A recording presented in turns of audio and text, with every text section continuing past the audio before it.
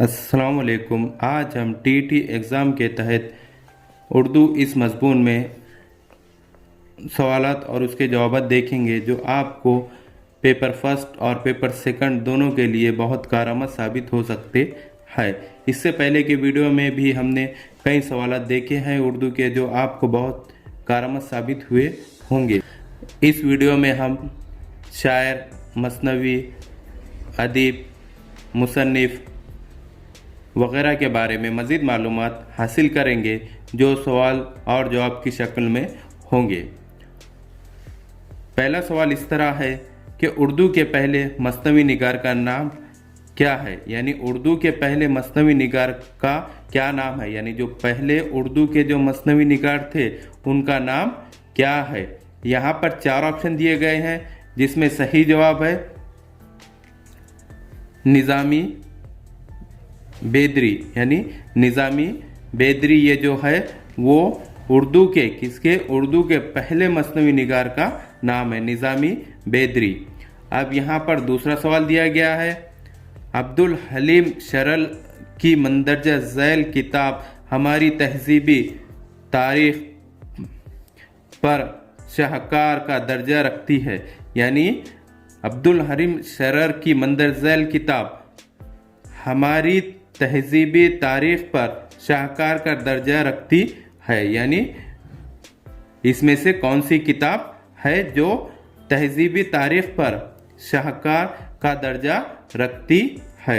यहाँ पर भी 4 ऑप्शन दिए गए हैं जिसका सही जवाब है गुज़िश्ता लखनऊ, यानी गुज़िश्ता लखनऊ जो अब्दुल हलीम शरल की जो किताब है हमारी तहजीबी तारीख पर शाहकार का दर्जा रखती है। अब यहाँ पर सवाल दिया गया है उर्दू की रोमानवी तहरीक के अहम अदीब है, यानी उर्दू की जो रोमानवी तहरीक जो चली थी उसके अहम अदीब कौन है, यानी उर्दू की रोमानवी तहरीक के अहम अदीब कौन है।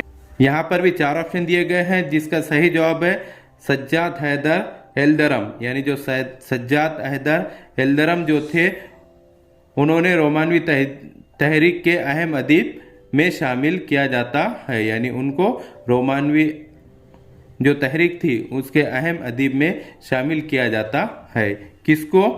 सज्जाद हैदर एल्दरम को, सज्जाद हैदर एल्दरम को उसमें शामिल किया जाता है। अब यहाँ पर सवाल दिया गया है दक्कनी उर्दू की पहली मुस्तनद मुसनवी का मुसन्निफ कौन है, यानी दक्कनी उर्दू की पहली मुस्तनद यानी मुस्तनद मसनवी का मुसन्निफ कौन है।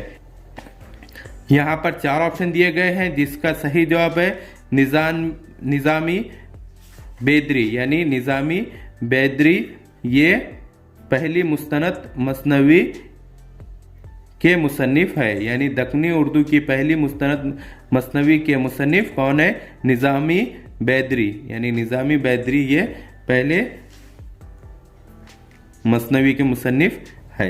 यहाँ पर सवाल दिया गया है सैफुल मुल्क वो बदिउल जमाल का मुसन्निफ कौन है, यानी सैफुल मुल्क और बदिउल जमाल का मुसन्निफ कौन है। यहाँ पर भी 4 ऑप्शन दिए गए हैं जिसमें सही जवाब है गवासी, यानी गवासी ने सैफुल मुल्क वो बदिउल जमाल की किताबें लिखी है। अब यहाँ पर सवाल दिया गया है वली की शुमाली हिंद में आमद किस सन में हुई, यानी वली की जो शुमाली हिंद में जो आमद हुई वो किस सन में हुई। यहाँ पर भी 4 ऑप्शन दिए गए हैं जिसमें सही जवाब है 1700 ईस्वी, यानी वली जब शुमाली हिंद आए तो 1700 ईस्वी में आए थे। यहाँ पर सवाल दिया गया है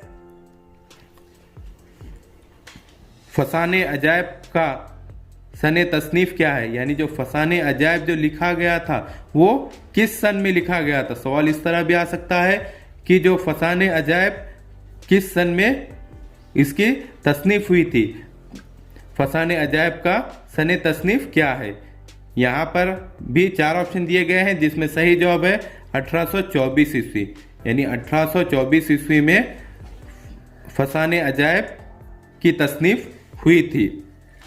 अब यहाँ पर सवाल दिया गया है फोर्ट विलियम कॉलेज का क़याम किस सन में हुआ, यानी फोर्ट विलियम कॉलेज का क़याम किस सन में हुआ। यहाँ पर 4 ऑप्शन दिए गए हैं जिसमें सही जवाब है 1800 ईस्वी में, यानी फोर्ट विलियम कॉलेज का क़याम 1800 ईस्वी में हुआ है। अब यहाँ पर सवाल दिया गया है कुतुब शाही दौर का खात्मा कब हुआ, यानी कुतुब शाही जो दौर था उसका खात्मा कब हुआ, यानी कुतुब शाही दौर का खात्मा कब हुआ। यहाँ पर भी 4 ऑप्शन दिए गए हैं जिसका सही जवाब है 1676 ईस्वी में, यानी 1676 ईस्वी में कुतुब शाही दौर का खात्मा हुआ। अब यहाँ पर सवाल दिया गया है जंग आज़ादी की तहरीक में सबसे ज्यादा फाल शख्सियत कौन सी है, यानी जंग आज़ादी की जो तहरीक हुई थी उसमें सबसे फाल शख्सियत कौन सी है।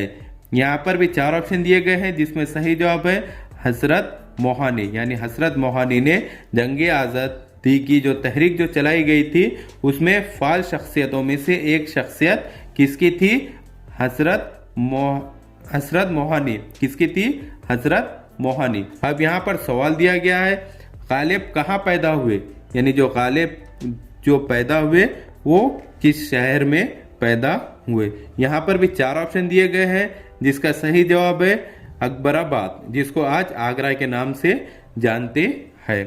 यानी गालिब कहाँ पैदा हुए, अकबराबाद में, जो आज आगरा के नाम से उस शहर का नाम रखा गया है। अब यहाँ पर सवाल दिया गया है किसने कहा था उर्दू ब्रिज भाषा से निकली है, यानी किसने कहा था कि उर्दू जो है वो ब्रिज भाषा से निकली है। यहाँ पर भी 4 ऑप्शन दिए गए हैं जिसमें सही जवाब है मोहम्मद हुसैन आज़ाद, यानी मोहम्मद हुसैन आज़ाद ने कहा था कि उर्दू कहाँ से निकली है, ब्रिज भाषा से निकली है। अब यहाँ पर सवाल दिया गया है फ़ौक़ फितरी अनासिर किस सनफ़ का लाजमी जुज़ है, यानी फ़ौक़ फितरी अनासिर, यानी फ़ौक़ फितरी अनासिर किस सनफ़ का लाजमी जुज़ है। तो यहाँ पर 4 ऑप्शन दिए गए हैं जिसमें सही जवाब है दास्तान, यानी ये दास्तान का लाजमी जुज़ है। अब यहाँ पर सवाल दिया गया है गज़ल की पहचान क्या है, यानी गज़ल जो है उसकी पहचान क्या है कि हम उसको किस तरह पहचान सकते हैं। यहाँ पर भी 4 ऑप्शन दिए गए हैं जिसमें सही जवाब है रदीफ व काफिया की पाबंदी, यानी गज़ल में रदीफ और काफिया की पाबंदी होती है। ऐसी नज्म जिसमें रदीफ और काफिया की पाबंदी होती है उसको गज़ल भी कह सकते हैं। यहाँ पर सवाल दिया गया है मखमस वो नज्म है जिसके हर बंद में, यानी हर बंद में क्या होता है जिसकी वजह से वो नज्म मखमस बन जाती है।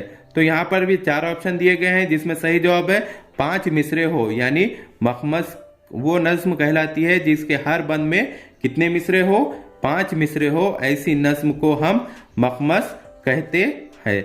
अब यहाँ पर सवाल दिया गया है प्लॉट किसे कहते हैं, जो प्लॉट जो है वो किसे कहते हैं, प्लॉट किसे कहते हैं। यहाँ पर भी 4 ऑप्शन दिए गए हैं जिसमें सही जवाब है किस्सा दर किस्सा, एक दूसरे से रिश्ता, यानी किस्सा दर किस्सा ऐसा होता है जो एक दूसरे से रिश्ता कायम करते हुए आगे बढ़ता है, उसे प्लॉट कहते हैं। अब यहाँ पर सवाल दिया गया है कातिल की माँ, कातिल की माँ में प्रेमचंद नजरियाती एतबार से किसके अहम नवाजिर आते हैं, यानी कातिल की माँ में प्रेमचंद नजरियाती एतबार से किसके हम नवाजिर आते हैं। यहाँ पर भी 4 ऑप्शन दिए गए हैं जिसका सही जवाब है महात्मा गांधी, यानी वो किसके हम नवाजिर आते हैं, महात्मा गांधी के। किसमें, कातिल की माँ में कौन, प्रेमचंद नजरियाती एतबार से किसके हम नवाजिर आते हैं, यानी किसके आते हैं, महात्मा गांधी के। अब यहाँ पर सवाल दिया गया है अपने दुख मुझे दे दो, यानी अपने दुख मुझे दे दो का मौजू क्या है, यानी अपने दुख मुझे दे दो का मौजू क्या है। यहाँ पर भी 4 ऑप्शन दिए गए हैं जिसका सही जवाब है औरत की शौहर से मोहब्बत, यानी क्या है, औरत की शौहर से मोहब्बत। अब यहाँ पर सवाल दिया गया है मजमून आफरीनी, जोर तकील, शौकत, अल्फाज और तराकीब का तमतराख किस सनफ़े सुखन में नजर आता है, यानी क्या दिया गया है यहाँ सवाल में कि मज़बून आफरीनी, ज़ोर तख़ील, शौकत अल्फाज और तराकीब का तमतराख किस सनफ़ सुखन में नज़र आता है। अब यहाँ पर भी 4 ऑप्शन दिए गए हैं जिसमें सही जवाब है कसीदा, यानी कसीदे में मज़बून आफरीनी, ज़ोर तख़ील और शौकत अल्फाज और तराकीब का तमतराख किस सनफ़ सुखन में नज़र आता है। किस में नज़र आता है? कसीदे में। यहाँ पर सवाल दिया गया है शौर की रो की तकनीक को किस नावल में इस्तेमाल किया गया है, यानी शौर की रो की तकनीक को किस नावल में इस्तेमाल किया गया है। यहाँ पर भी 4 ऑप्शन दिए गए हैं जिसमें सही जवाब है आग का दरिया, यानी आग के दरिया में उसका इस्तेमाल किया गया है। अब यहाँ पर सवाल दिया गया है ज्ञानपीठ इनाम किस मुसन्निफ को मिला, यानी ज्ञानपीठ जो अवार्ड था वो किस मुसन्निफ को मिला। यहाँ पर भी 4 ऑप्शन दिए गए हैं जिसमें सही जवाब है क़ुर्रतुल ऐन हैदर, यानी क़ुर्रतुल ऐन हैदर ऐसे मुसन्निफ थे जिनको ज्ञानपीठ अवार्ड से नवाजा गया था। अब यहाँ पर सवाल दिया गया है तस्करों में, यानी तस्करों में क्या होता है, यानी तस्करों में क्या होता है। यहाँ पर भी 4 ऑप्शन दिए गए हैं जिसमें सही जवाब है शोरा व अदबा के बारे में सिर्फ इशारे मिलते हैं, यानी तस्करों में क्या होता है, शोरा वो अदबा के बारे में सिर्फ इशारे मिलते हैं। क्या मिलते हैं? सिर्फ इशारे मिलते हैं। अब यहाँ पर सवाल दिया गया है जिंदगी है या कोई तूफान है, जिंदगी है या कोई तूफान है, हम तो इस जीने के हाथों मर चुके, हम तो इस जीने के हाथों मर चुके। इस शेर में कौन सी सनत इस्तेमाल हुई, यानी जो शेर अभी हमने पढ़े हैं उसमें कौन सी सनत इस्तेमाल हुई है। यहाँ पर भी 4 ऑप्शन दिए गए हैं जिसमें सही जवाब है तजाद, यानी इस शेर में तजाद का इस्तेमाल किया गया है। अब यहाँ पर सवाल दिया गया है शक्ति भी शांति भी भक्तों के गीत में है, शक्ति भी शांति भी भक्तों के गीत में है, धरती के बासों की मुक्ति पर्वत में है, धरती के बासों की मुक्ति पर्वत में है। किसका शेर है, यानी ये जो शेर अभी हमने पढ़े वो किसका शेर है। यहाँ पर भी 4 ऑप्शन दिए गए हैं जिसका सही जवाब है इकबाल, यानी जो अभी शेर पढ़े हैं वो किसका शेर है, इकबाल का शेर है। अब यहाँ पर सवाल दिया गया है उर्दू के किस नावल निगार ने इस्लाह माशरात और तालीम निस्वां की बुनियादों पर अपने नावलों की तामीर की है, यानी उर्दू के किस नावल निगार ने, किस नावल निगार ने इस्लाह माशरत, यानी इस्लाह माशरत और तालीम निस्वां की बुनियादों पर अपने नावलों की तामीर की है। यहाँ पर भी 4 ऑप्शन दिए गए हैं जिसमें सही जवाब है नज़ीर अहमद, यानी नज़ीर अहमद ने अपने नावलों में इस्लाह माशरत को भी तक़वियत दी है और तालीम निस्वां को भी तक़वियत दी है।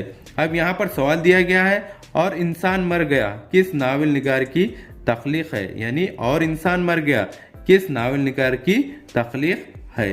अब यहाँ पर भी 4 ऑप्शन दिए गए हैं जिसमें सही जवाब है रामानंद सागर, यानी किसकी है ये, रामानंद सागर ने और इंसान मर गया की तख्लीक की है।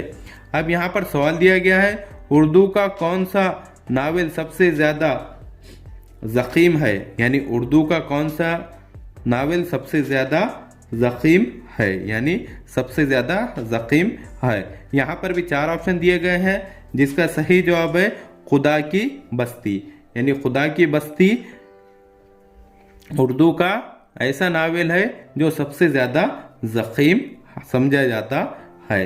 अब यहाँ पर सवाल दिया गया है अज़मत चुग़ताई का सबसे पहला नावल कौन सा है, यानी अज़मत चुग़ताई का सबसे पहला नावल कौन सा है। यहाँ पर भी 4 ऑप्शन दिए गए हैं जिसमें सही जवाब है ज़िद्दी, यानी ज़िद्दी एक ऐसा नावल है जो अज़मत चुग़ताई ने सबसे पहले लिखा था।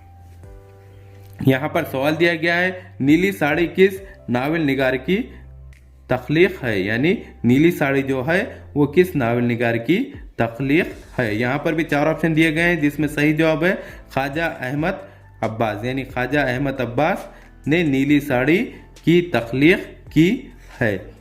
हमारे इस तरह के वीडियो देखने के लिए हमारे चैनल को सब्सक्राइब करें, बेल आइकन दबाएं, लाइक करें, शेयर करें और आगे की वीडियो बनाने के लिए हमें कमेंट्स करें। Thank you.